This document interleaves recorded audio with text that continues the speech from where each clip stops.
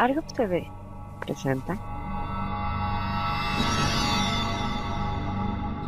Y también me tocó comentar algo así con una persona, uno de mis contactos que es ateo precisamente, y este tipo de cosas las escucho seguido de los ateos. Entonces este video, Lady Taquera, sí tienes razón, Carlos Nolasco, sí, le llamó señor, ese caso, y no quise comentarlo en el momento porque a lo mejor era como montarme en el tren del mame del momento, y preferí como que pasara un ratillo, ¿no? Para volver a comentarles. Pero bueno, aprovecho que ese caso pues tenía algo como, pues fue tratado en cierta forma, en cierto momento y por algunos sectores como algo chusco, para también platicarlo como más como anécdota, más de una manera también más ágil, ¿no?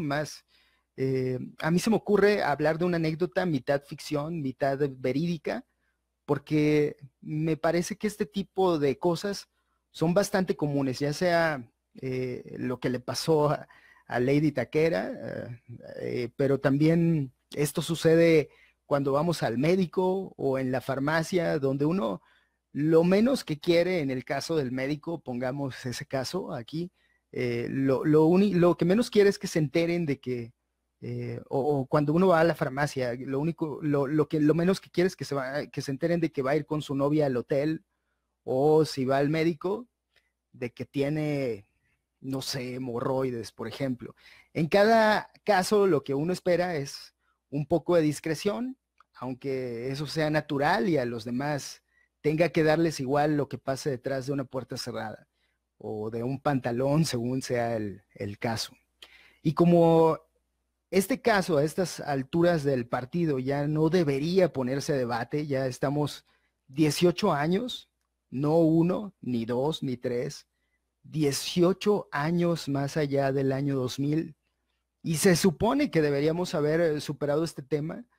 No queda de otra más que reír un poco y olvidarnos de lo mojigatos que nos hemos vuelto, y cómo es que lo que llamamos valores parece ser algo que estamos descubriendo debajo de las ruinas de un convento del medievo.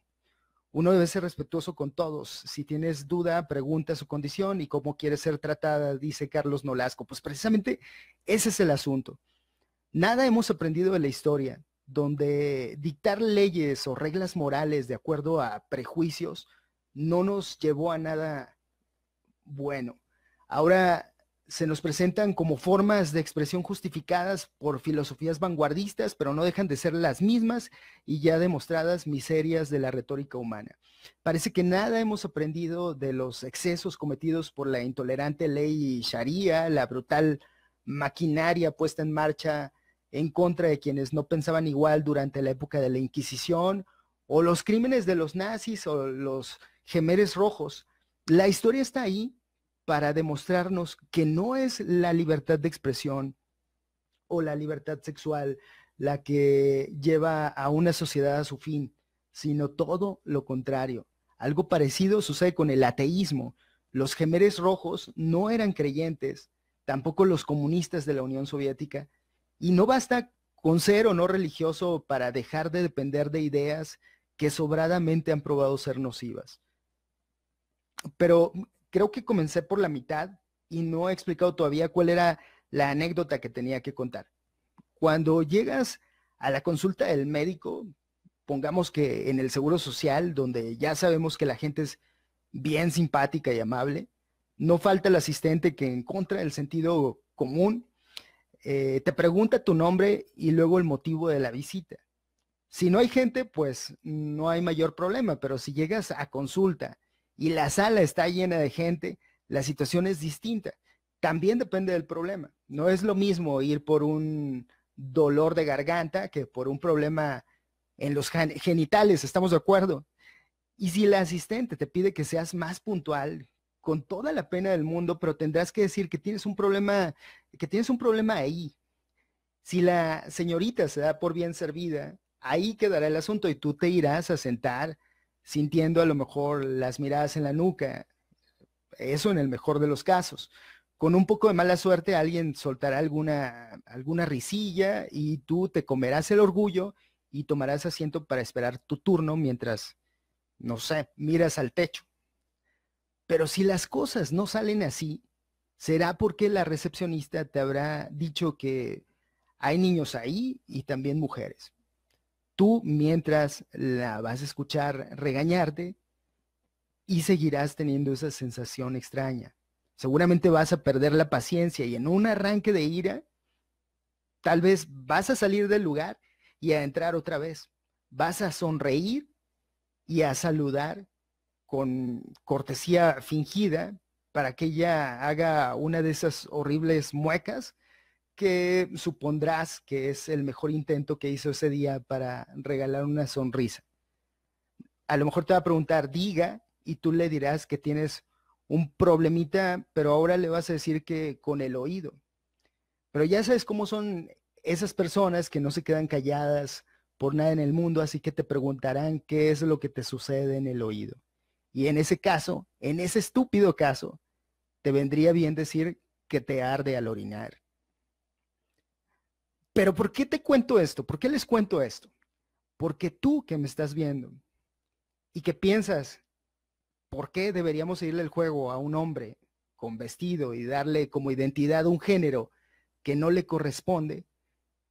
Tú eres en realidad el problema.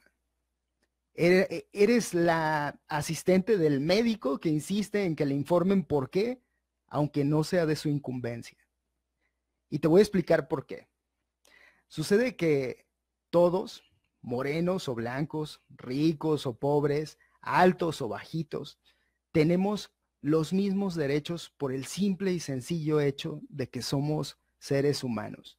Nadie tiene más o menos derecho que tú porque le gusten las rubias, o nadie tiene más o menos derechos que tú porque le gusten gorditas o flaquitas, ¿cierto?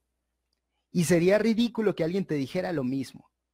Lo que dos adultos hagan en la intimidad de manera consensuada debería darte igual y no ir por ahí juzgando lo mismo que a ti no te gustaría ser juzgado.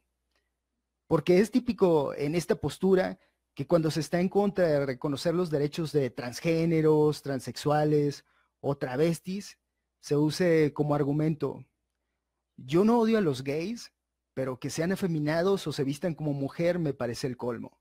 O yo no odio a los gays, es más, que se vistan con ropa de mujer o sean afeminados, es su problema, pero que me obliguen a tratarlos como mujeres, eso sí que no.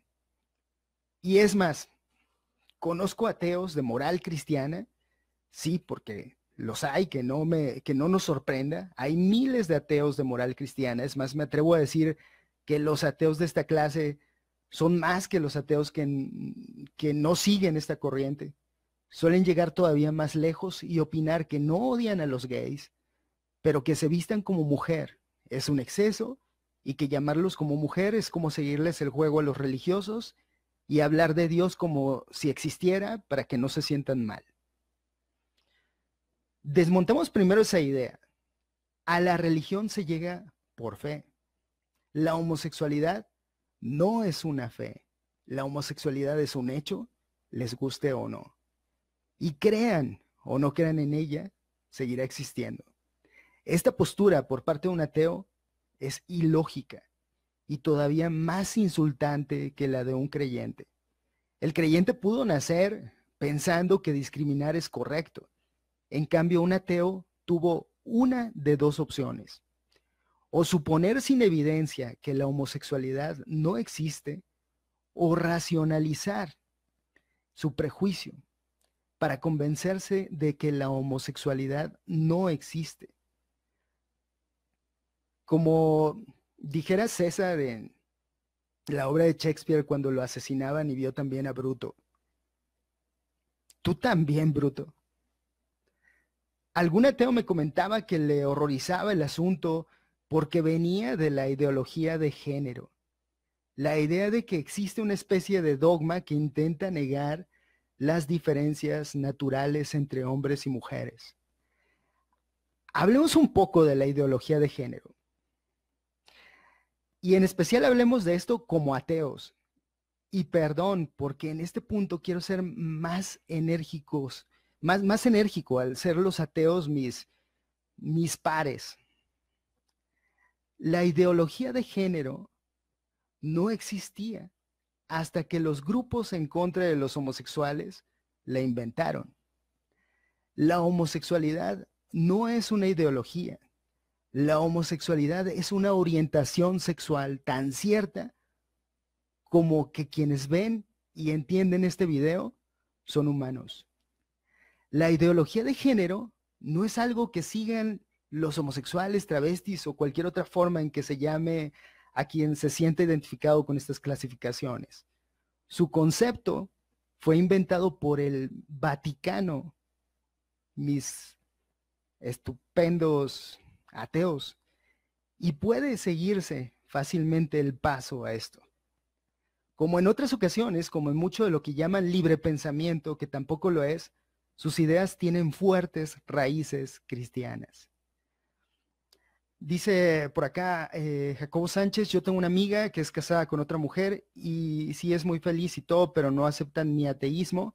He entrado en argumento con ella defendiendo a Dios y yo dando mis motivos de por qué soy ateo. Mi pregunta es, ¿cómo es posible que siendo la iglesia no los aceptan, pero ellos sí siguen siendo fieles? Y de estos conozco bastantes. Sí, es bastante extraño, pero también sucede a la inversa, ¿no? Seguimos siendo amigos, pero a fuerza ella quiere que crea en Dios, por más que le dé mis argumentos. Pues es que así sucede. Y a la inversa también, ¿no? Ateos de moral completamente cristiana, que a lo mejor lo único en lo que no están de acuerdo es en creer en Dios, pero en todo lo demás siguen siendo radicales y conservadores, ultra conservadores, y tratan de racionalizar esas ideas, pero en realidad pues no hay nada más ahí, ¿no? Nos quedamos en el asunto de la ideología de género. Seguramente ellos mismos van a preguntar de dónde diablos saco esa información. Pues bueno, la ideología de género apareció en el Lexicon Católico en el año 2003. El Lexicon es una especie o lexicón, es una especie de diccionario enciclopédico, pero si lo pensamos un poco, ¿qué es ideología y qué es género? ¿No es la ideología un conjunto de ideas que caracterizan a una persona o un colectivo? ¿Y no son los roles de género las normas sociales que se esperan de cada género? Entonces, no es la homosexualidad una ideología de género. Si le echamos un poco de coco a esto, creer que los hombres deben verse como lo que ustedes crean que debe verse un hombre, eso es una ideología de género. Si crees que el hombre debe llevar pelo corto o no cocinar, estás haciendo manifiesta tu ideología de género. No es culpa de los homosexuales que tú creas que eso es lo correcto. Ahora entendemos mejor por qué comencé con esa anécdota, ¿no? Y ahora que quedó clara esta parte, se comienza a comprender por qué es importante reconocer que estas personas son discriminadas cuando no se les reconoce como mujer en una credencial de lector. Vayamos al asunto de la credencial de lector. Si una persona decide en su vida cotidiana dejar crecer su pelo, maquillarse y usar falda, pero se le obliga a aparecer en una credencial de lector bajo el estereotipo masculino, tendremos varios problemas. En primer lugar, que si no se reconoce como sexo el femenino o el masculino, según sea el caso, no le permitirán votar. No podrá abrir una cuenta bancaria, no tendrá acceso a la seguridad social. Y mi pregunta es, ¿te gustaría que a ti te dijeran cómo debes vestir o cómo debes peinarte?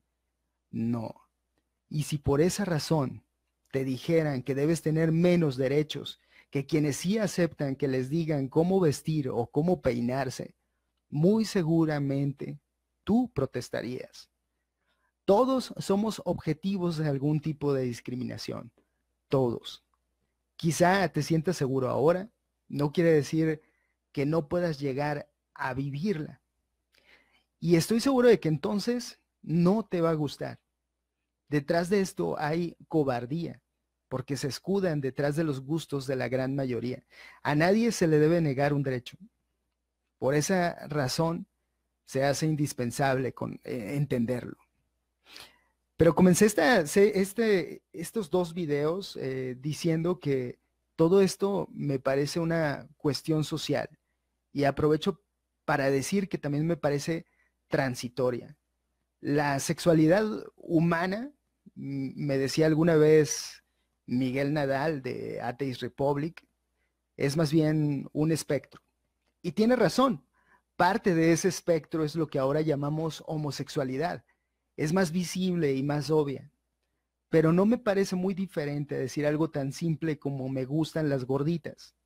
Uno no va por la vida diciendo soy gordisexual o soy sapiosexual. O bueno, quizá como comentario personal entre amigos cuando se da esa confianza. Yo tengo que decir, por ejemplo, que soy pecasexual para que mi esposa no se enoje.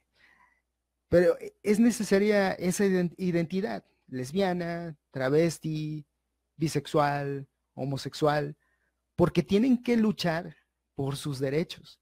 Pero una vez que esto suceda, es más que seguro que estas clasificaciones se van a diluir. Y en cuanto al asunto de género, ¿cuánto faltan para que nuestra huella de identidad sea genética? ¿Por qué no? Y seguramente entonces todo lo demás también se tendrá que diluir. Y entonces sí, todos, sin excepción, saldremos ganando. Pues ese es el mensaje del día de hoy. Espero que les haya gustado. Si es así, recuerden dejar una manita arriba. Nos vemos en el próximo video y mientras tanto sean felices y tengan siempre presente que saber nos hace libres, aunque perjudique severamente la ignorancia.